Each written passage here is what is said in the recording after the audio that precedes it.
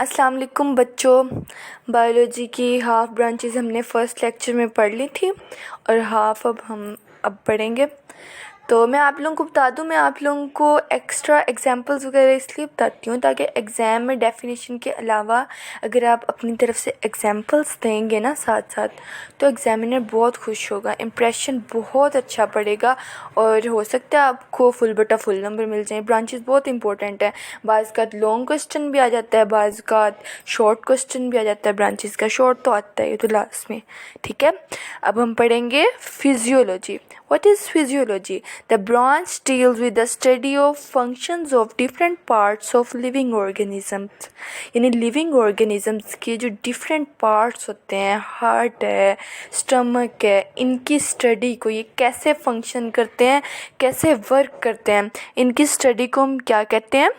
Physiology कहते हैं। Heart कैसे काम करता है, हार्ट का क्या काम होता है, ब्लड सप्लाई करता है ना, तो इन सब की स्टडी को कहेंगे फिजियोलॉजी। देन आता है genetics. What is genetics? Genetics जो है जीन्स से निकला है।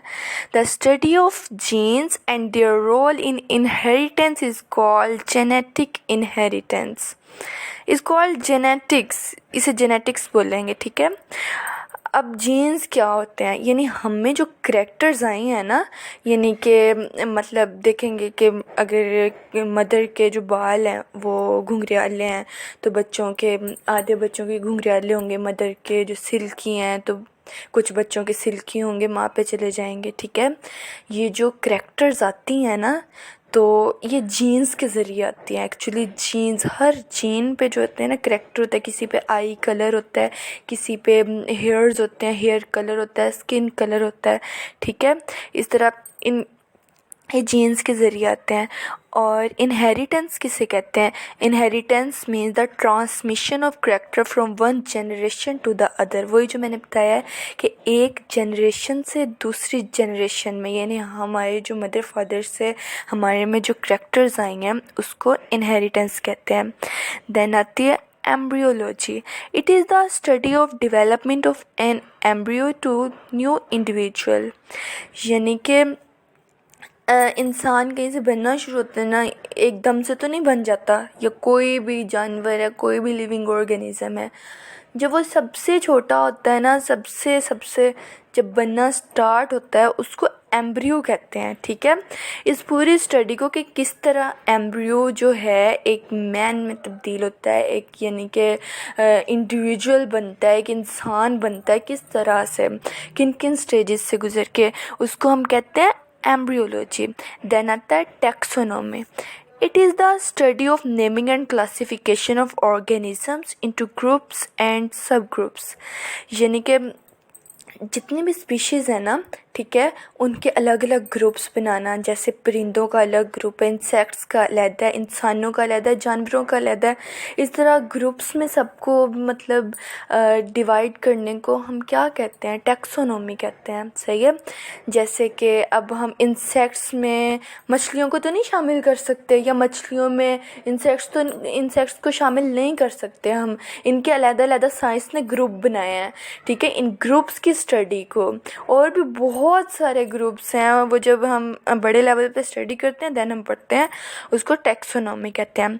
पैलियोंटोलॉजी किसे कहते हैं? It is the study of fossils which are the remains of extinct organism.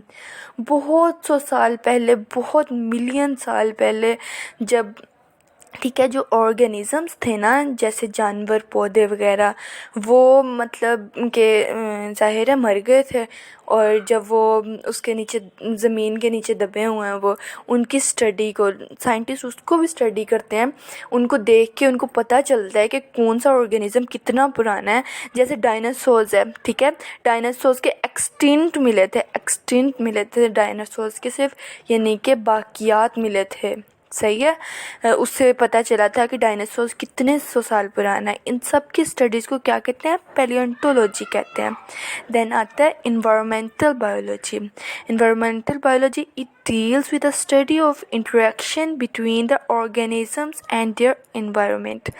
यानी कि ये ऑर्गेनिज़म और इन्वायरमेंट के दरमियान इंटरेक्शन है। इंसान किन किन चीज़ों पे डिपेंड करता है, लाइट पे डिपेंड करता है, एयर वगैरह पे, जो भी इन्वायरमेंट में इंसान जो है किस तरह से अपने खुराक वगैरह के लिए मेहनत करता है, जो भी है इन्वायरमेंट के साथ जो है ना ताल्लुक़ इंसान का, उसको स्टडी करने को कहते हैं इन्वायरमेंटल बायोलॉजी।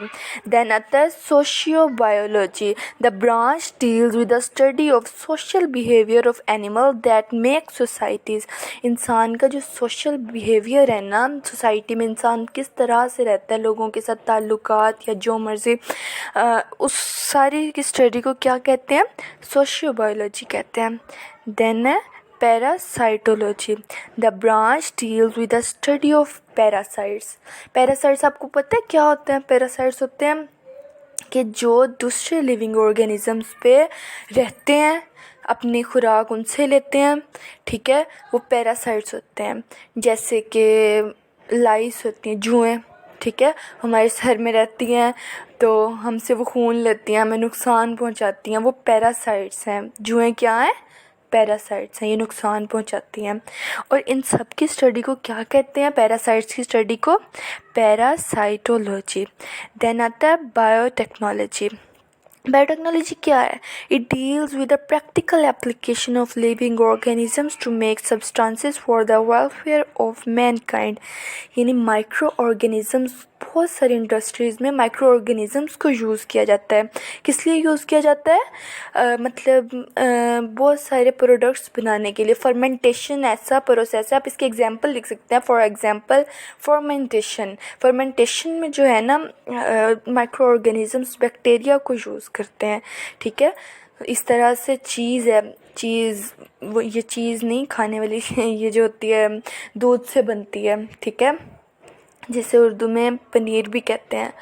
तो ये भी बैक्टीरिया इसको बनाने के लिए भी बैक्टीरिया यूज़ होते हैं, ठीक है। बायोटेक्नोलॉजी आगे 3 ब्रांचेज़ हैं, इम्यूनोलॉजी है, एंटोमोलॉजी है, फार्माकोलॉजी है। इम्यूनोलॉजी इंसान के जो इम्यून सिस्टम की स्टडी है ना, इंसान कैसे डिफेंड करता है बीमारियों वगैरह को, उसको इम्यूनोलॉजी कहते हैं। एंटोमोलॉजी किसे कहते हैं? स्टडी ऑफ इंसेक्ट्स, जितने भी इंसेक्ट्स हैं उनकी स्टडी को एंटोमोलॉजी कहते हैं। फार्माकोलॉजी किसे कहते हैं? Study of drugs and their effects on the system of human body. यानी कि ड्रग्स होते हैं या फिर मेडिसिन्स भी। आपको पता है जो मेडिसिन्स बनाते हैं या मेडिकल स्टोर में होते हैं, फार्मासिस्ट कहते हैं उसको हम, तो उसकी स्टडी को क्या कहते हैं? फार्माकोलॉजी। और उनके असरात क्या होते हैं ह्यूमन बॉडी पे, ठीक है, इस सब की स्टडी को कहते हैं फार्माकोलॉजी।